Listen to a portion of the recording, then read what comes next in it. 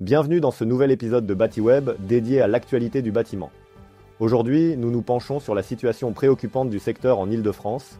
Après une année 2024 difficile, marquée par une baisse de 19% des mises en chantier, 10% des autorisations de construire et 43% des mises en vente de logements neufs, la Fédération française du bâtiment, FFB, Grand Paris Île-de-France anticipe une nouvelle baisse d'activité en 2025 avec une diminution prévue de 15% des mises en chantier.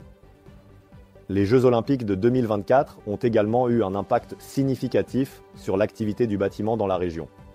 Les entreprises, peu impliquées dans les chantiers olympiques, ont dû faire face à des restrictions sévères, telles que des interdictions de travaux sur la voirie, des difficultés d'accès aux chantiers et des reports de projets, freinant ainsi la dynamique du secteur.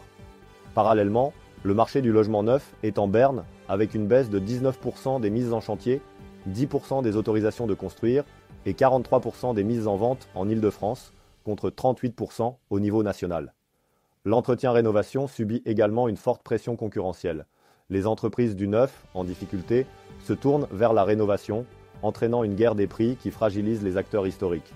Les défaillances d'entreprises ont augmenté de 49% en un an, menaçant l'emploi, notamment dans l'intérim, qui a diminué de 13,5%.